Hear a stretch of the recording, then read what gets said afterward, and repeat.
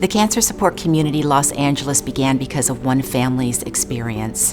Harriet Benjamin had breast cancer in the early 70s, and at that time, cancer was the big C, nobody talked about it, people thought she was contagious, she lost friends. So 10 years later, in 1982, Dr. Harold Benjamin, her husband, and she formed the Cancer Support Community Los Angeles.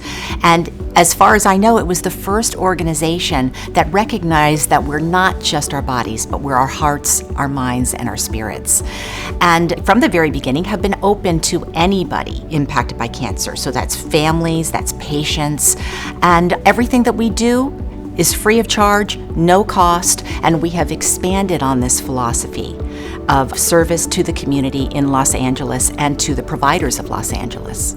Some of the things I hear from our participants when they are first joining our community is that they didn't know we existed. They didn't know there were services like this available. And just coming into our doors, virtual or physical doors, it gives them a landing place where they can meet others that are going through similar situations. I often hear that individuals have questions about diet, they have questions about exercise, they have questions about how do they manage their medications. There's so many things that they might not have time to talk with their doctors or their medical providers, but they still have these questions, so they're able to meet with others that can be advocates or support systems for them. So I especially wanted to work with young adults because of their unique needs. I think they often go unnoticed, especially in the cancer community, because you're not expecting a young adult to have cancer. You're expecting more of an older adult to have cancer. After being diagnosed with stage 4 brain cancer, my life changed quite a lot. I went from being quite an athletic person to being a full-time sick and semi-disabled person. The best way to bring you into my world is if you were to cover your right ear and imagine there's a giant ringing in the back of your head 24/7. So that's how I walk through life now. The cells in your body are just being torn apart. It's a very scary feeling. I was running into an overdue appointment that I had postponed about a month, and she just was super direct and said, you have breast cancer. And I literally was like, my face is probably reflective of how I felt at the moment. I was in complete shock. Unfortunately, because the cancer's in my brain, which, affects everything, I ended up with hemiparesis, which essentially was, so the cancer was up here on my right side, so everything on my left side I lost control of. It was pretty much paralyzed. It was just kind of like that sort of situation. Before going into it, I was very athletic. I was a former gymnast turned semi-avid rock climber, and that was kind of my made me happy in life kind of thing. And I couldn't do it anymore. You see these movies of cancer patients, and they're in their bed and they get up and they run to the bathroom to throw up. I'm like, that is not real. You throw up in your sleep on yourself, and then you go back to sleep, and then you wake up and more blood and vomit. That's what really happens. And the worst part wasn't the pain. It wasn't the dizziness. It wasn't throwing up in your sleep. It wasn't having your face rot off. And the worst part of cancer was the nightmares for me. The only reason why I slept because it was too painful to be awake, and the only reason why I woke up is because it was too painful to be asleep. My treatment protocol started with a lumpectomy. Then it was some chemotherapy along with some cold cap treatment mixed in. And then it happened to be surgery again. I had a double mastectomy after that. I had a slow, probably 3-phase process of rebuilding my chest wall with the reconstructive surgeries. I had another surgery that was after the spacers for 3 months was my implants, and then I had one more surgery after that was like my final reconstructive phase.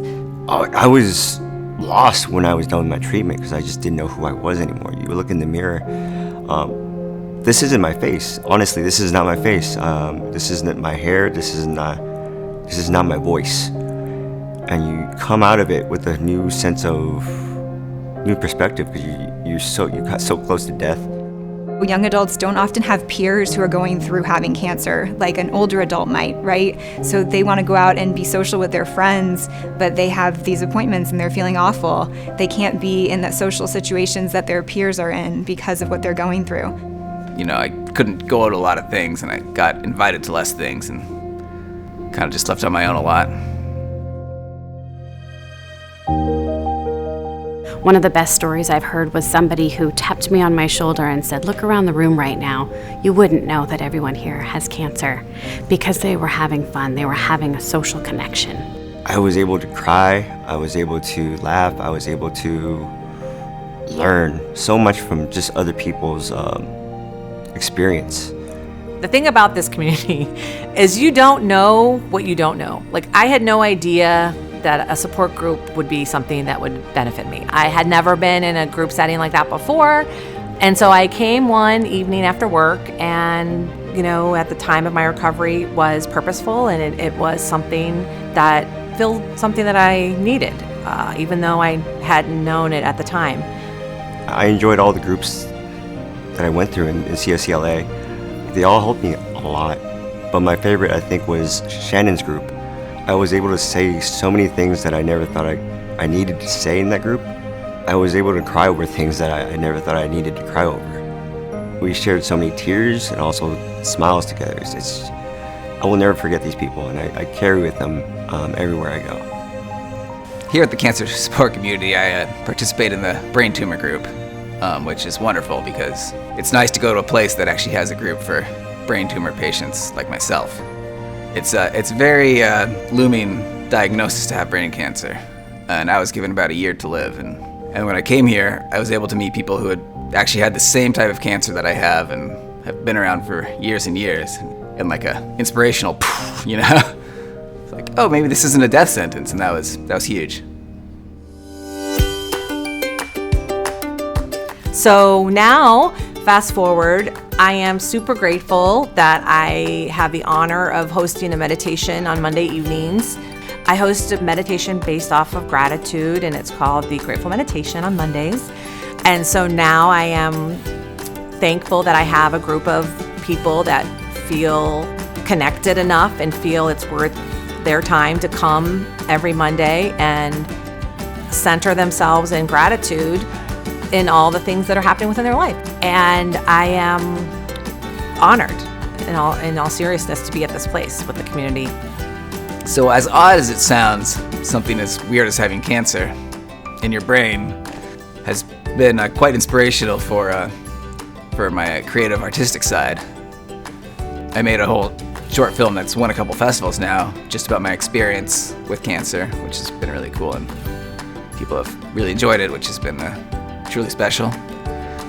All the services the Cancer Support Community Los Angeles provides are free of charge to the patients and families, and we rely on people like you, whether individuals, corporations, hospital partners, foundations, to help us keep those services free of charge to our community.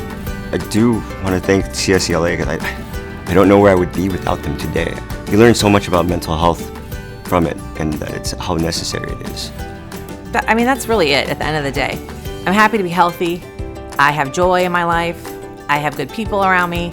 It's not much more than that when you have an experience like this. It's really nice to have a place like this community where I can come in with something as terrible as cancer and feel comfortable bawling my eyes out and having a good laugh at the same time. It's truly unique and great.